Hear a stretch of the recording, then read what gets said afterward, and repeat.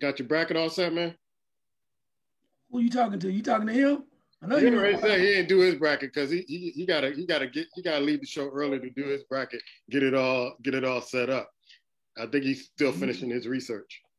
Well, yeah, you got some nuggets tonight. All right. You got your bracket ready? I'm ready, baby. Is your bracket done, Puma?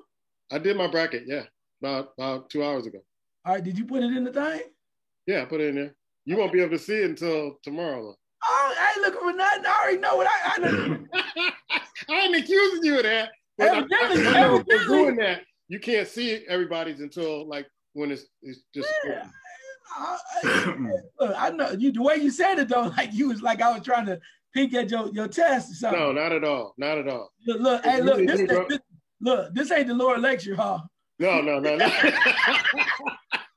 But back then I might have been peeking up, but not this time.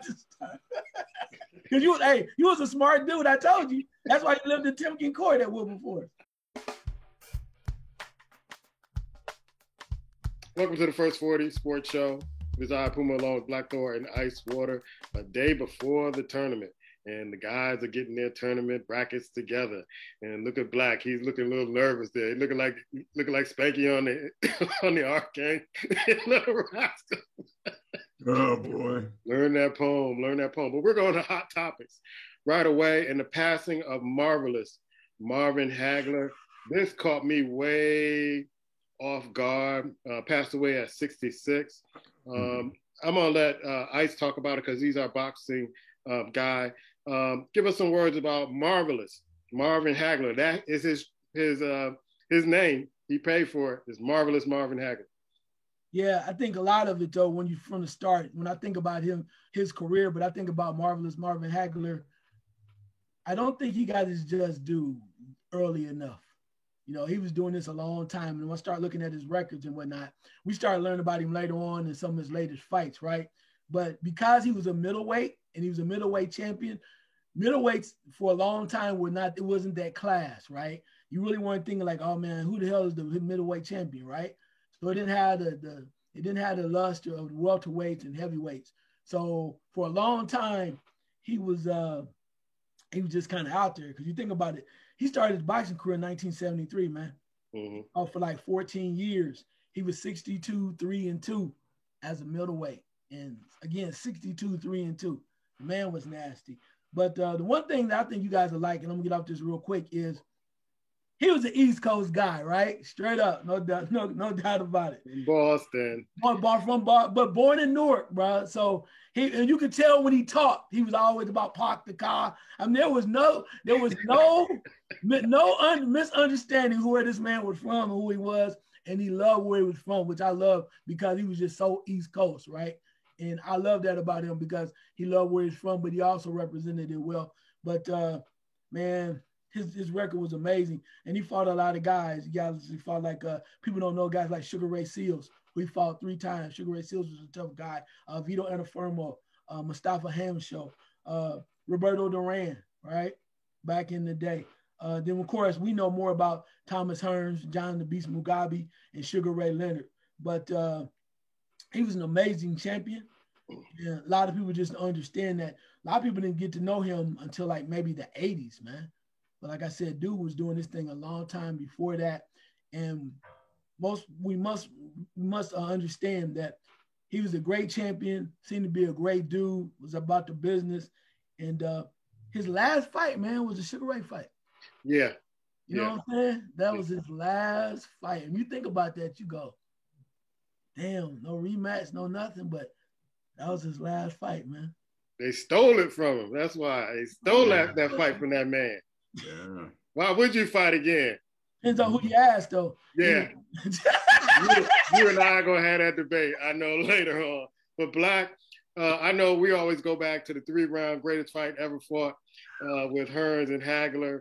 And I always felt that he beat Sugar Ray, but Sugar Ray was the most popular, marketable guy, so they gave him a fight. And after that, he went to Italy, started doing action movies, and was living a life. Your thoughts about Marvelous Marvin Hagler?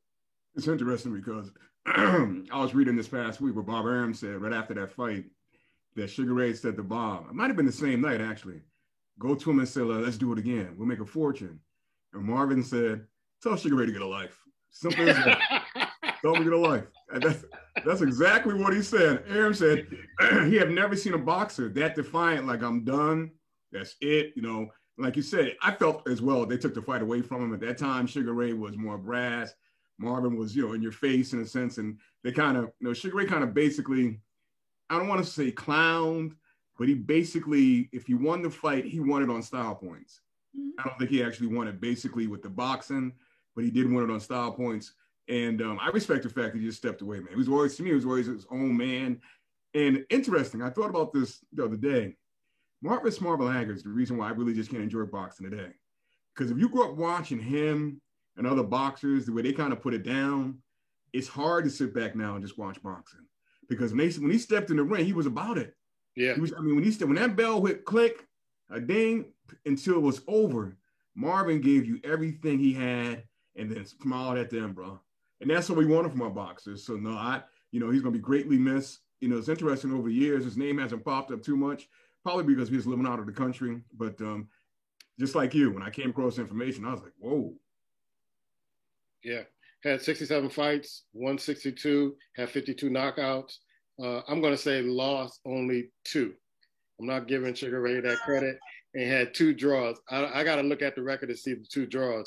But rest in peace, champ. Rest in peace. You were truly missed when you left. And he was one of the only boxers who, when he left, he left. That was it. Didn't come back and do a return, bout, exhibition, all that stuff. He just left his legacy. Real quick, the Deshaun Watson allegations, Black, we were talking about that a little bit earlier. I don't know what to think about this. The timing is just really off on this. Yeah, I just think this is a cat in Houston that's trying to get attention. Speaking of the lawyer, and I'm not sure what's going on. You know, you said earlier that I guess it was at a parlor. She claims he wanted something more, but I still didn't hear what took place. So to me, it's kind of real sketchy. I didn't hear what happened, but I would understand this a little bit more. You had a police report, you did something, you give me something more concrete. But this right here, to me, it sounds like somebody's fishing, hoping that he basically wants to keep his name clean and pay some money. But I don't think he's going to fall for that okie doke. Yeah. Ice, what are your thoughts about this, man? Well, I just, as you said, I think it's ironic, though, that he's not, basically says he's not playing for Houston anymore, right? And he's taking a stand and not saying he's a clean-cut guy all the way around. But then all of a sudden, these allegations that happened in 2020 or whatever come out, and then it was 1, and now it's 2, right? You know how that goes. One person come out, well, he hit me too. And it's like, okay, I'm not saying that does not happen, because it can't happen. But it's just ironic now at this time when he's in a position where he's trying to get his football life right. And like he said, he's going to stand up to the allegations and go forward. But these lawyers, man, come out with different things, man, as Black Thor mentioned, trying to get some civil suit money and trying to walk away. So he, you know, maybe perhaps he'll just pay the money, some hush money, like other people have done. But it's just kind of crazy. Like, I'm with Black Thor. I need to see more evidence before I start to say, oh, damn, Deshaun, why you do that type of thing? I need to see more. Yeah. And it seems like, you know, men will be taken down by allegations like this. And I want to see more. I want to see more evidence. They got to state a case. It was really kind of interesting that they went civil instead of criminal first. Usually it's the criminal case, then the civil case, but they went, and then I was reading that they basically came to him before they put it out and said, hey, if you pay this amount of money, then this can go away. So it's just really kind of really kind of interesting timing with this. And almost, I was telling Black earlier, it's almost like we're going to make you stay at Houston, or we're going to tarnish your name when you leave Houston. We're going to devalue you some kind of way. So we'll stay on this story. Hopefully it'll come out where neither party is damaged with this. Let's go to college basketball real quick. And Black, you said you ain't got your brackets ready, bro. I thought you said you were ready as soon as it came out. Come on, man. No, I just haven't filled them in. I have an idea what we're doing, but I just haven't filled them in. But tonight it will be filled in. And for tomorrow when it jumps off with the playing games, I'll be ready, man. But, you know, I don't even want to listen to what you gentlemen talk about tonight, man. If I cover my ears, I don't even want to listen to it. I know where I'm going. I know what I'm doing. It's going to be what it's going to be. Well, I mean, it's not much to talk about tonight. You know, I got my popcorn ready for tomorrow. I thought there was going to be some games tonight, but they pushed them back. But that's okay. I got my popcorn ready. I think that's a smart move how they push the games back, man. Why is that? Because I was looking forward to some games, you know, Tuesday and Wednesday, and I'm like, okay, what's going on? I mean, we usually have the Tuesday play-in. Mm-hmm. You look at the Thursday play-in, and since you look at the teams that are actually playing, you have some two teams. I mean, you know, they're barely making in, but that's an attraction, bro. And at the same time, Thursday is kind of like a big night with ratings. So you want to kind of kick off the ratings on Thursday. So it kind of makes sense. And I think too, you know, a lot of people didn't pay attention to the Tuesday night play-in, but tomorrow night, oh yeah, the nation will be on fire watching. Makes sense. Ice, give me your thoughts, man. It's here. You know, I love it, baby. I've been waiting for this a while. I'm glad I told you he was coming back because you were like, yeah. You know what? I don't think you should be allowed to put a bracket in because of It's already in. But you know I'm in charge, right? So I can take it out. It's gonna be me, myself, Black Thor, and Pops. Because you wouldn't do me like that. You clearly said we were not gonna have March Madness. Remember that? You wouldn't do me like that. You won't have no. You were pushing it to April and May, so yeah, we're gonna have it. I don't care. They can have it in June. I don't give a damn. I just want to see them get the tournament. But I'm just saying, you came out like that, but that's okay. We know how you felt, but you can't be mad like that. I told you, there's too much money involved, even in the way it was done. Man, you know, people are excited. They slobbering at the mouth waiting for this. Came out waiting. You got your popcorn ready? Black Thor trying to be cool. He hot too. He ready. He on fire. It's going to be a great tournament because I think so much is going on. There's only really two teams that you go, really one team that you go, oh man, they were almost untouchable and dynamic, right? And with Baylor losing, it's kind of wide open. So, and then now the way they came, I like how they did with the tournament. They kind of, these little people who did the predictions came out and said, well, you need to look at this. And this team, okay. I said, yeah, all right, whatever. Listen with all that. We know what's going on. All you got to do is pay attention to the tea leagues, and they're going to show you what time it is. But I think because of the way that COVID has had a major impact, and then also the factor that teams having to stop and had an effect on college basketball, it's going to have a major impact on how some teams play. Yeah. Some people that you may think are going to show up might lose. And that's why I think it's wide open. I really believe that with all my heart. I think this is 1 year that you never know you don't know what the hell is going to happen, which I love because it's going to be a lot of mad people. Yeah, and it should be exciting tournament. I always look forward to it, all the surprises and things of that sort. But I'm not even going to tell you who I picked to win it all. You'll see it Thursday, and we'll talk about it next week. But before we go to the NBA, let's go to the NFL. The Patriots ain't playing. The Patriots, they were like Buffalo. You had your fun. Here we go. And I think, Black, what the Patriots realized that I don't think Belichick is even thinking about Tom Brady. Tom Brady is a distant memory to him. He's thinking, okay, there are a lot of players who sat out to COVID. We didn't have enough talent on the defensive and the receiver end. So they grabbed 2 wide receivers, as I'm counting now, 2 tight ends. They brought Cam back, gave him some more tools. I don't know, if Cam is the guy, but they're going to find out. I think they're going to draft another quarterback also, or try to get another quarterback. But in the free agency in the NFL, there are teams out there just grabbing after folks. We talked about Andy Dalton going to the Bears, which is hilarious to me because they just can't get out their way. And I'm going to post up when we put this show up, all the moves the GM has made to really kind of put them in this situation because they are stuck. I thought Pittsburgh was stuck. The Bears are stuck, and they never grab a quarterback that they really need. Couldn't put up enough money to get Russell Wilson. They didn't have anything to get Russell Wilson. Give me your thoughts about free agency in the NFL, man. It's wide open. You're right. The Patriots, the tight end signing, I love. I love that a lot. But let me say something real quick, man, that no one to me kind of picked up on. And I saw this. It was like a little blurb, and they're not really doing anything in free agency. Somebody's talk about them. But the general manager for the Pittsburgh Steelers got a 1-year extension. 1-year extension. Which says to me, Ben is back 1 year. And then after that, they might be going in a totally different direction. And I remember saying this about a week ago about Mike Tomlin. To me, when I saw that, I was like, Pittsburgh might be gearing up to go totally different. For his sake, I hope not, but it would not surprise me, man. When that general manager go and they bring in a new one, he's going his own head coach, bro. Now back to free agency, that tight end they signed, man, that roster was a monster. I know they signed Aguilar. You know, they've been beat. I was a little surprised with them with Cam Newton. I got to admit, I understand it, but a little surprised they kind of broke down. But he's going to be their stop, fill their gap in for the time being so they can find somebody to get in there. They're probably going to draft a quarterback. Everybody's saying Matt Jones, which is probably a possibility because he's very close with Alabama's head coach. So, yeah, I mean, they're coming, man.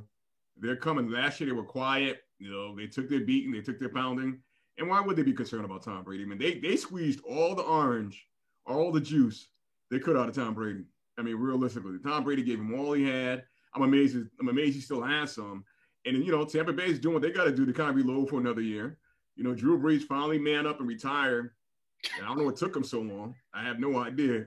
I mean, the week after, bro, you could have done this.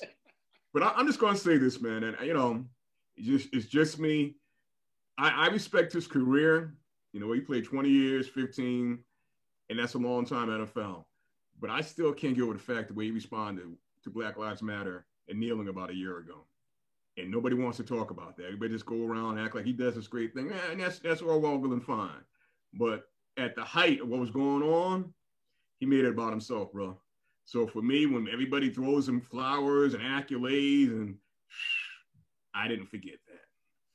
Yeah, I won't be in that line either, Black. AJ Green goes to the Cardinals. The Cardinals are building a wide receiver core that is scary and giving that little man in Arizona a lot of toys to play with. Your thoughts on free agency? Yeah, the little man finally got some quality receivers. And see, the thing about AJ Green, there's no pressure on him, right? Which is cool. And the Bengals want him to still be the guy he was before, but he's not. So you playing with probably one of the top receivers in this era.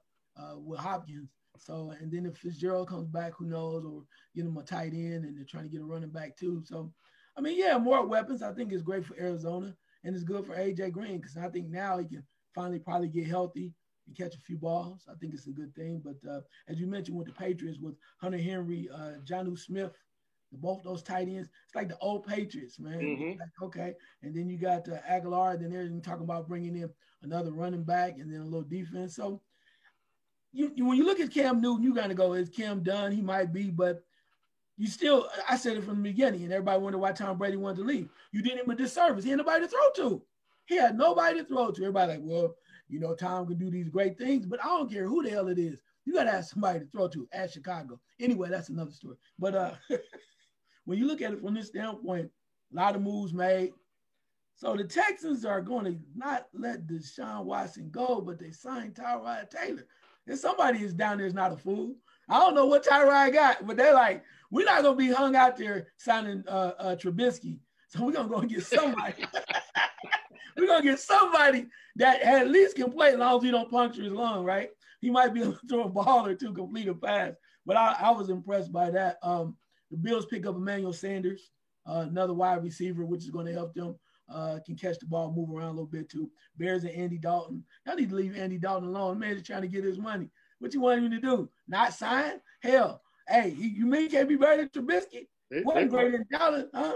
They might as well go get Jay Cutler. I mean, don't sign anybody.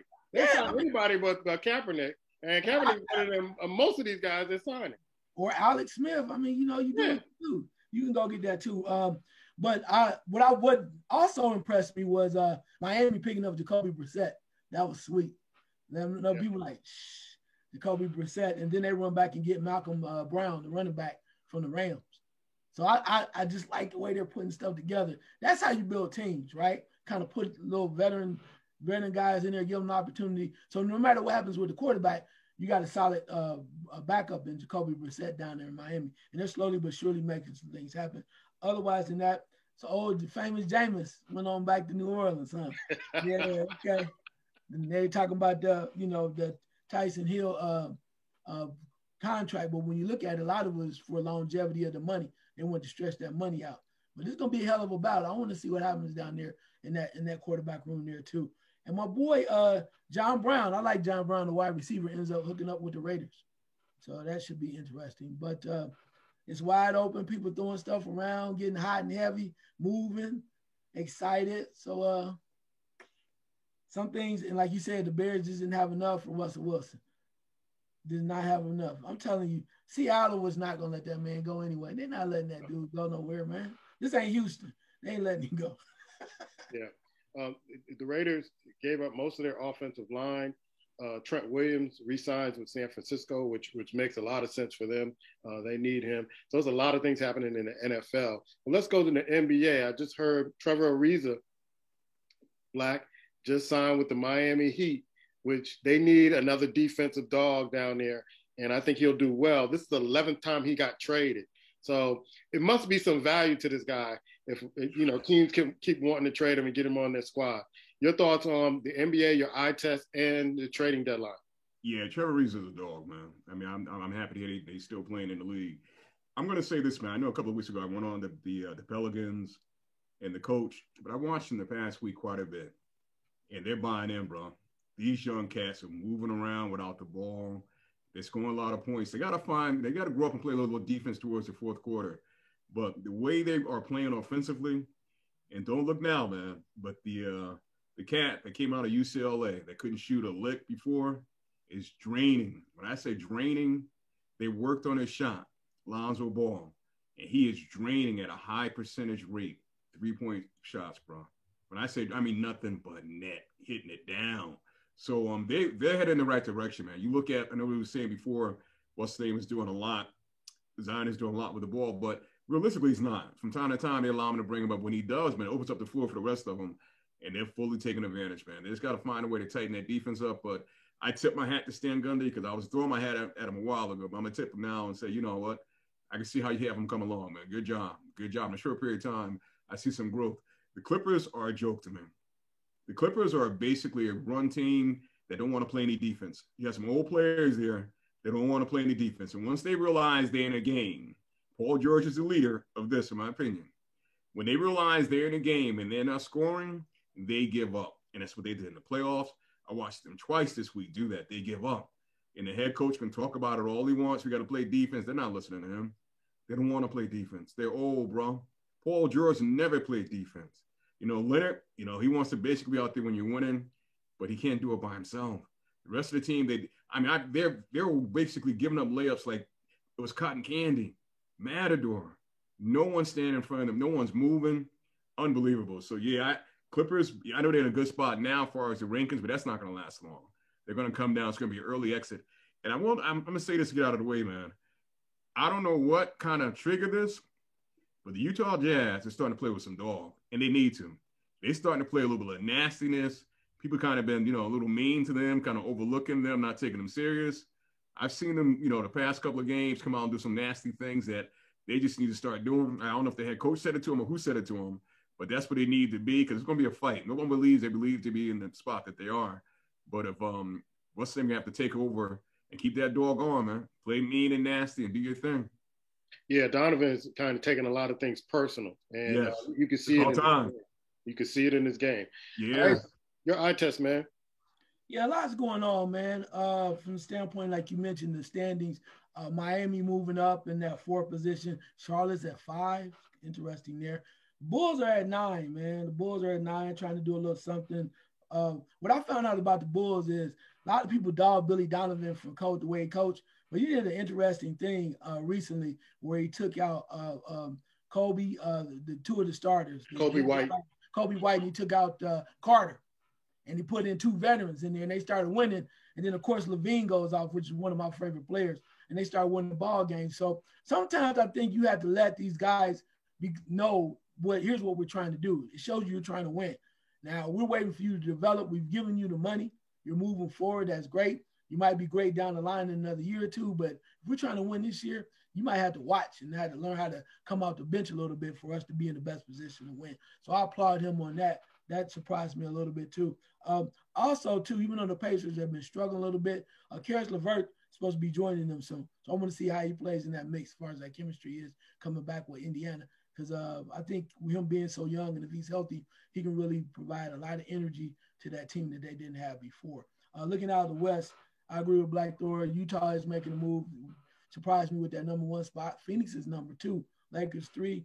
Good old Clippers number 4. Clippers don't give a damn about the regular season. I ain't saying they're gonna win in the postseason either. But they just, you know, I think everybody's like on chill mode right now. Denver's 5, Portland 6, and another surprising thing: Golden State's 9. Man, they might make the damn playoffs. Golden State trying to make some moves. They're at the 9th position in the West.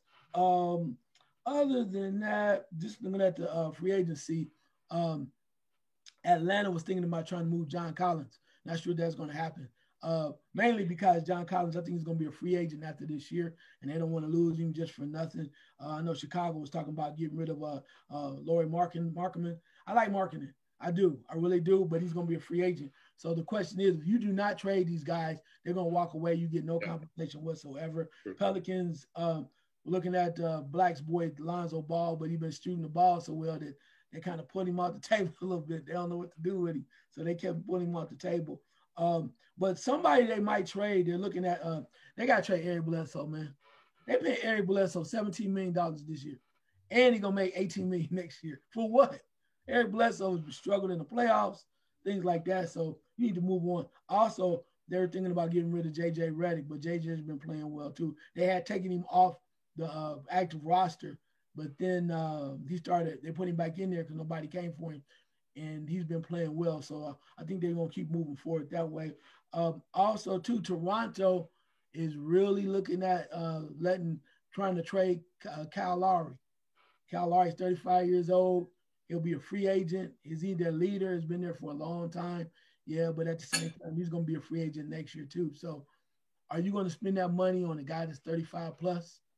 Does he still have the skill set to help you win, or are you going to do something else? So that'll be interesting to see how they play with that too, because there's so much going on that people want to win, and you're seeing little teams make the small little moves up, trying to open up some things, trying to get better as they get ready for the off season. But you know, the trading deadline is coming up real quick, so we need to see something, what's going to happen. Especially, I think Houston was ready to make some moves. They just messed that whole damn team up. Because the guys that we're going to trade, like PJ Tucker, and then what's my other guy over there? You got so many other people over there, but all of them got hurt at the wrong time, so you can't trade them now. So he's got to hold on to them. I think they're going to have they're going to clean house. I don't know what they're going to do with John Wall. I promise you I don't know what they're going to do, because the way they're going now, they're going to be so young. John Wall's not going to be feeling that. Then, of course, he's going to be a bad dude because he don't want to start over and rebuild, right? Anyway, I digress on that. A couple of things that you said. It was interesting to Billy Donovan when he made the roster switch. He was saying that this team is full of professionals, and they understand that the moves that we're making is to try to make this team better and to to get this team on a winning track, and that everybody has a role in this. I thought that was great. Then I had a chance to watch Doc Rivers in his interview and what they're doing in Philly. And Philly is not don't seem to be relinquishing that number 1 spot in their division and in their conference. They want that spot, even though, Brooklyn is playing with 2.5 or 3 guys or whatever. They're not relinquishing that spot really, really soon. And Embiid is out again, but it seems like they're playing really well without Embiid, that they can play well without Embiid. And so it doesn't seem like they're slowing up. So it should be interesting in the NBA after the All-Star break, the teams that are going to make runs and try to make some noise. You got anything on baseball report, Ice? Yeah, we'll talk about Black's favorite dude, your boy LeBron. Got a little interest with the Boston Red Sox, and basically because he has ownership interest shared with the Premier League soccer team Liverpool, and then they also own part of the Boston Red Sox. I did find that kind of interesting. Boston of all teams, but anyway, I guess you do what you do. But as much as he rocks the Yankees, no one getting a piece of that. Steinbrenners don't play that as Jordan. You can play for us, but you damn sure can't hold my squad. This is a family thing. Anyway, but that there is interesting too. And then you think about pitchers and catchers are coming up. Actually, they're already in spring training. April 1st, the season opens. I'm really interested to see what's going on. I'm gonna keep my eye on Miami Marlins with Kim Ng as the general manager. She's already making deals, getting the business done, bringing in, overhauling the bullpen, bringing in some veterans. She about that business. I don't know if they're gonna win or not, but she like, shit, well, what you mean I'm supposed to just be quiet, stand at to sit here and be quiet and fold my hands? No, she out there getting it. So congratulations to her. Glad to see her taking care of her duties and handling business, and good luck this season. Yeah. All right, Black, why you mad, son? Got nothing to be mad about this week, man. Surprisingly, nothing kind of really to be mad, man. So I'm gonna pass you on my time because for the most part, not angry about anything. Sounds like a man that hasn't done his bracket yet. Why you mad, Ice? I'm mad Black Thor ain't got this damn bracket done. No, I'm just anyway. No, I want to talk about what this is why I say we always talk about teams and we talk about franchises and when they make bad decisions. I'm trying to figure out what the hell is going on with the Cleveland Cavaliers. And some people are like, why are you talking about Cleveland? They're always bad. Anyway, but considering the factor that I was just looking at something, Kevin Love got hurt back in December during the exhibition game. December 27th, he had a calf injury. He just came back off this calf injury and played like the first game. I think it was March 12th or March 14th. And then he played limited minutes because he's still hurt, kind of. So they're playing him like 2 minutes, 4 minutes, 9 minutes. I'm like, okay, what the hell are y'all doing? Why ain't y'all trading when y'all had the opportunity to do it? You didn't do that. Then you run out because you got to have this guy because we're going to try to turn this around and win since we got young guards that seem to be pretty talented. You go out and then before, last year you went and got Andre Drummond, right? From Detroit. You had to have it. Everybody was talking about that. And now he's not playing because you're trying to trade him because he's going to be a free agent next year or something to that effect. So you don't have him. So I'm looking at, okay, you got Kevin Love on the bench. You got Drummond on the bench. And then I was like, well, hell, ain't nobody else to play this, is there? And then the other night, I didn't even know this guy was on the team. He appeared. Magic. JaVale McGee. I didn't know he was on the roster. The Lakers are thinking about trying to bring him back. They might need to. Because the other night, even though they lost, he had 16 and 8. I was like, damn, JaVale's still on the squad? I thought he was in Israel. But he was playing ball. I didn't even know that. But Cleveland, really? You got 3 dudes. 6, 9, 10. You got 3 dudes that are literally, the only way JaVale McGee's playing because these other guys are hurt. I don't understand it. And you expect to try to win games? Yeah. NFL teams. The definition of insanity is doing the same thing, expecting different results. You knew Andy Dalton wasn't any good in Cincinnati. You knew Andy Dalton wasn't any good with the Dallas Cowboys. Who could have won that division? And now the Bears signed him for a 1-year, $10 million contract. I've seen teams pick up Jay Cutler for a 1-year, millions of dollar contract. You're paying all these quarterbacks who can't play the game anymore. And you're expecting your fans to kind of support you. Chicago fans, please. Stop going to games. Stop buying all this stuff, please. They're not giving you a quarterback that's going to help you win the Super Bowl. You're going to go into another frustrating year where you have a great defense and nothing on offense. Who are your receivers? Who are your quarterbacks? They're trying to get rid of the guy, the great white hope that was supposed to come in here and do it for you. And within 3 to 4 years, they're trying to get him to anybody, and nobody wants him. Insanity is doing the same thing over and over again and expecting different results. And you see NFL teams do it all the time. If we know the quarterbacks are no good and they're getting all this money, don't you think your teams and the ownership should know about these quarterbacks and they're no good? I'm just saying. Black, I see you over there so just smiling. Yeah, no, I agree with you, man. They make some bad choices. A lot of franchises have ran poorly. And I'll just say this real quick. It's so funny because, I'm around Giants fans. And I said this when the offseason approaching. Giants would do something about this general manager. Oh, no, I think he's doing a good job. More Giants fans complained this week about the running back he signed. He's not doing a good job. I mean, realistic. Giants are never big in free agency anyway, but don't act like only thing this guy has done, which was a no-brainer, was draft Saquon Barkley. Outside of that, he has done nothing as a Giants general manager. But wait till we have another couple more seasons. Then we'll then they act like, okay, it's time for him to go. Typical Giants. That's sad.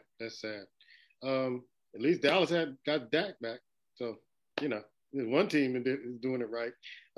Questions, Black? Yeah, I'm gonna go back to what I said about Mike Tomlin with the general manager only getting a 1-year extension. Ben is only going to be there for 1 year. Could it be that Pittsburgh is looking to go in a totally different direction? Ice? Yeah, but I don't know if they're willing to risk all the way, because if they do that, then that means they could lose some games, which means they could be down for a couple of years. And that's not usually Pittsburgh. Even when Pittsburgh struggle, unless their quarterback is hurt or somebody, the major players hurt, they try to be in the mix some kind of way. That's not how they usually are built. But they might surprise us. Maybe they're tired of it, bring a new general manager, get rid of the coach, start from scratch. But that would be kind of way left of what they've done. But, hey, anything is possible. Here's my answer to that. If they re-sign Juju Smith, no, it's business as usual. If they just let him go, then I'm like, okay, they may be going in a different direction. Maybe they're tired and they want to cut all the silliness and they want to get serious. But if they re-sign Juju Smith, no, business as usual. Black? Well, if you notice, I haven't re-signed him yet. But I'll say this, man. I think so. I think the Steelers, like I said, they're not that franchise, but he's had a long, good run there, man. A long, good run. And I think they're going to bring in the new general manager, going to bring in somebody more younger. They tend to always hire coaches about 34, 35. So I think they're going to start off fresh again, somebody around that age, and build it up again, man. And all I'm saying is, if I'm thinking this, he's got to be thinking it, bro. Ain't no way in the world that general manager gets a year. Same thing as Ben. And they ain't saying nothing to you. Wow. Ice, your question, man. Yeah, we still are in the midst of NFL free agency. There's a couple guys out there that are still lingering that may be serviceable to somebody. Want to get your thoughts about them, where they might go, or you think they will be signed. The wide receiver, King Galladay, with Detroit. Curtis Samuel, wide receiver with Carolina. Juju Smith-Schuster, your favorite, with Pittsburgh. And corner Patrick Peterson. Black? I'll tell you something, man. I haven't really been impressed with a lot of free agents that have been available, man. And I'm going to go to Peterson first, man. To me, Peterson had he was cool for years. The last 4 years, to me, he's been overrated, bro. He's getting burnt like toast. And I think that's the reason why you don't see a lot of teams running out there to get to him. These receivers, they ain't nothing to write home about, bro. You got a good crop, very good crop of receivers getting ready at the draft and come out that you can pay much less. So, yeah, I'm not surprised some of these free agents, it's just they're not all shiny, bro. A lot of teams aren't looking at them and busting down the door thinking they got to have them. So I'm not surprised. And I look at some of them, too. I don't get it. I just don't get it. Here, I'm going to just go with the quarterbacks. You have Ryan Fitzpatrick, who signed with Washington. Here are the quarterbacks that are still available. Mitchell Trubisky, Alex Smith, Joe Flacco, Mike Glennon, who Trubisky replaced at Chicago when he came in the league, and Colt McCoy. It's slim pickings. It's real slim pickings. I think a lot of teams are saying, you know what, let's wait till the draft to see if we can pick up some players and some quality players and some talented players before we make a move. Because there are, the good players, to me, are taken. They're even talking about Clowney as one of the players. people just need to put him to bed at this particular point because he's not going to give a team anything at this particular point. So it's slim pickings out there, and teams who have money like New England, they're spending that money to get talent. They realized from last year, we need talent to win, and we're going after talent. So I'm not expecting too many more kind of blockbuster free agents to get signed at this particular point because the talent is slim pickings. Yeah, I mean, I can see that. I mean, but there are teams that need help, and they might be desperate. One of them teams is Philadelphia. Philadelphia is really in a tough situation. They have a young coach, and they need some people to do some things. That's when maybe somebody like Galladay there, or maybe Juju Smith-Schuster might do something, or even maybe Juju down with the Tennessee, man. They lost a couple guys, so maybe he can play second row down there in Tennessee. Curtis Samuel is kind of serviceable. He might end up with Urban down in Jacksonville doing that old Buckeye thing. But Peterson gets burnt. But again, Peterson, you need a job. Philadelphia will take it. It's slim pickings, man. It really is with the receivers that are left now. If I'm a general manager, I don't want no parts of Juju Smith. He's too silly. He's immature. Yeah. So I don't want any parts with him. The brother from Detroit, I may take a shot at him, but it's not going to be at the price he wants. So how bad do you want to play on this team? And I'll put some incentives in to play, but if the talent is slim pickings at this particular point, and I think teams are just pushing back to the draft. All right, let's go with one more question, Black, real quick. I'm kind of checking out the Milwaukee Bucks playing this evening, and I know you won MVP back-to-back, but I look at the Greek Freak as being overrated, bro. I just do. Maybe it's just me. Sometimes I get on people and I'm kind of hard, but I'm just going to throw that out there. Is it that he's overrated? We kind of was impressed because he came out of nowhere. But when you really examine what he does, there's not much to him. Ice? Ice loves this question. I don't want to say he's overrated because he can play. He's very talented. But the difference between being talented and being a leader, I just don't see that. There's a difference between leadership. And that's why I've always been blown away by every time, he wins back-to-back or he comes out and does something. It's always, they're getting ready for the championship. You cannot win championships by yourself. And they need to figure that out. And I think he's a solid player.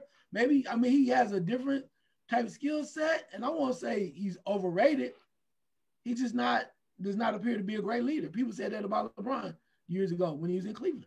Said he wasn't a great leader because he couldn't lead the team, but they didn't really do him a lot of favors in getting talent either when he was getting triple team when he was youngster. I'm just saying. So anyway, I don't know.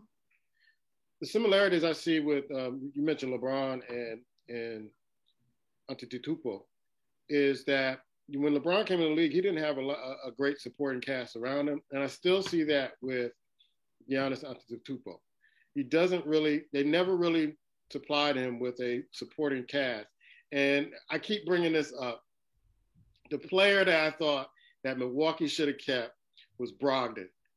Him and Brogdon played well together, and they just dismantled that. And I never understood that. And he's over in Indiana killing as a point guard. He's a big point guard, but he was the guard that took over games when they were winning, they were coming up. Now they can never replace him. So I just see him. I think he's a great player in this league, but I don't see the supporting cast that when another player needs to step up. I'm not sold on Middleton. I'm really not. I'm really not sold on Middleton as that second guy that can come up and take the heat. I'm not. So he doesn't have the supporting cast. And look at all the champions. They had a supporting cast. I'm looking at Dennis Green. Have you realized that every team Dennis Green has been on in the last 2 years have won an NBA championship? He's been with Golden State, San Antonio. He's been with the Lakers. He's been with Toronto. Who is he with now? Is he with Brooklyn? Philadelphia 76ers. Oh, for the 76. Okay. Yeah. So you need supporting players like that have been there, done that, know how to win, know how to cultivate other people's talents to win, and they play their role and get there. But I don't see Milwaukee having that, and I don't know why their organization won't do that. Black? I do think it was a big mistake getting rid of that guard. I agree with you that, but he has enough to do better. I'm not going to say his supporting staff is great, but time and time I watch him. He's a first, second quarter player. Towards the other game, he just fades, bro. And his whole thing is take you to the basket. He has nothing else. And you know why did he not develop? Because he won 2 MVPs. So I mean, he's part of their problem as well. But he can't support him a little stronger. I will admit that. But I think he could do more himself to improve his game. One more question, Ice. Yeah, I want to see what you think about your guy Gino A getting COVID with Connecticut, and now he's out for maybe the first 2 games. How do you think that this team will respond? Black. UConn's a well-oiled machine, man. So it's not going to really. I mean, especially the first 2 games, they're probably playing high school teams anyway. So it's not going to matter. They can play under Cora for them, and they'll still win these 2 games without Gino there. They know what to do. They've been through a rigorous season. They earned that spot at number 1 this year, playing some of the toughest teams in the country. So I think they'll be fine. Yeah, it'll be interesting to see what happens. But the fact that he's not there is really, I know it's going to be killing him because he's going to probably be on screens and all kind of zooming and everything like that too. For a guy that's really so much in charge and always in take charge mode, for him to have to sit out them 10 days and not be really connected to his team and not be on the bench. I'm just interested how he's truly going to be able to handle that. Good. Last second shot, Black. Hey man, enjoy the games. This is what one of the most popular events that comes around when we think of sports. It may not be like normal like what it used to be, but I think it's gonna be pretty good. I'm looking forward to it. So enjoy the games, man. All right, Ice. Yeah, enjoy the games. Even if anyway, I ain't gonna say that. I'm gonna just say also too, we'll give Puma some love, man. I'm not saying you're right, but somebody's trying to do something the right way with the UFC. Boxing, wake up. Because Dana White came out and announced that lineup for you sent it to me for UFC 261 with Kamaru Usman versus the rematch with the Ori of Masvidal. That rematch down in Jacksonville is gonna be nasty. And then he put the cherry on top because for me, he brought my girl out again. Wiley Yang, you remember that girl? Yeah. Hematoma on the girl's head. Yeah. And you said you don't watch women fight. I'll watch her. It was fight of the year. Yeah. And she's fighting Rose Namajunas. So yeah, I'm gonna be tuned in on that one. But yeah, he's doing it. And now he's bringing all the fans back to Jacksonville. He's wide open. So he is doing, I'm gonna give him kudos to that. Maybe boxing, maybe one day he'll show us a fight we care about. But I'm gonna give him kudos on that. At least this card, 261. Well, speaking of boxing, I think Anthony and Fury have agreed to fight sometime this year. We don't know when, but they've agreed to fight this year. Mm. So the mystery's still out there. Actually, they signed for 2 fights, right? Yeah, they want to sign for 2 fights. So if they're signing for 2 fights already, you know what's going on. The fix is in. Whoever wins the first one. Well, have you seen Ruiz, the guy that beat Anthony? Have you seen his body lately? No, I heard he lost a lot of weight. That brother is chiseled, man. He is serious. And they're talking about him fighting Deontay Wilder. But this dude is chiseled. He got on that Black Thor exercise plan. He chiseled. Look out, man. Now look out. That's our show. We're going to enjoy March Madness. That's why we're doing it a little bit earlier this week. So enjoy the games. We'll be back next week to give our eye test on college basketball. Some of us will be laughing. Some of us will be crying and throwing away our brackets. Take care. Yeah, they got games Thursday, Friday, Saturday, Sunday, and Monday. They're having the game on Monday? Yeah, because the teams that play Saturday got to play again. Oh, wow. Because Okay. Thursday the play-in game, remember? Yeah. On Friday, Sunday, they got to come right back on Monday. They balling on Monday. They're going to be making About that money. cash money, baby. Yeah, they're going to be making money. Money. Yeah, Monday night, you watch like, oh my God. You know, yeah. Yeah. Yeah, what the NBA gonna do? They don't care to the playoffs, man. They don't care to the playoffs. They don't care to the playoffs. Trying to tell you. Yeah. Wow, because I was looking today, and I'm like, where the games? Mm-hmm. And then I saw them on Thursday, and I'm like, all right, I can wait another day. Mm. So, but I know they were gonna put them on. They were gonna whip them around, put them on Monday. I thought they were gonna figure it out. No, like Monday, bro. They put them on Monday. So you play Thursday, then you got Friday, which means you wouldn't play Friday. If you play Friday, then you play again Sunday. You play Saturday, you play again Monday. Yeah, so they coming right back at you. They know what they doing. They know people like you've been waiting. They know that you go, well, look, you can clear out. You gonna be able to make it. You gotta teach, don't you? No, it's spring break this week. Wow. So the one thing I didn't agree with the committee, because they did an outstanding job of who they picked. They left Belmont out and put Syracuse in. I hated that move. Syracuse only won one game against North Carolina, and they're in. 1-7 against some of the top teams, and they're in. I don't understand it. I don't understand why they keep getting in. You know how that is, dog. I mean, they run the game. They got to have at least one or two guys in there. Carolina barely got in, right? Yeah. Duke's not in. Duke's not in. Louisville. And they were talking about trying to put Duke in. Yeah, Louisville for what? He quit. Yeah, Louisville is the replacement team. So long as nobody. So they were going to try to make Duke the replacement team. I'm like, they quit this season. How you gonna make them the replacement team? Yeah, but they do that, and then now you got your boy, Tino. Oh yeah, I forgot to mention him. He in it with Iona. Tino said, "Yeah, with all y'all. Y'all know what happened in Louisville." That's a good ass coach. You can take a team your first time in. Tino said, "Look, y'all done cuss me out. Y'all done call me all kind of names. Black Thor, mother. But you know what? I'm still here." I love it. That's straight gangster right there. That's gangster, bro. Yeah. I didn't think they were going to be good for like 2 or 3 years. He put them in the first year. You like what? What? You told me they ain't got no players? Can't nobody recruit? You can't stand. I can't do it. And I don't even know where Iona is. You like this? You like this? Come Some qualified coaching right there. I love it. That's straight. Give it up to him. You gotta give it up to him. That's the 5th team that he put in the Hey, he doing something. You might not like him, but he is a hell of a motivator. Because name me anybody you ever know went to Iona. I don't even know where Iona is, man. It's in New York somewhere. It's in New York? Yeah. Okay. The only person I think I ever knew went to Iona, and I might be totally wrong on this. Isn't that big dude was one of the big Washington brothers, Jeff Ruland? Somewhere like Iona or something like that. Big Jeff Ruland back in the day. Because it was him and Rick Mahorn back in the day. Yeah. Too bad thing about it. He ain't gonna be there long. Yeah, those 2 bruises. He's doing that well. He's gonna get a major, maybe Indiana.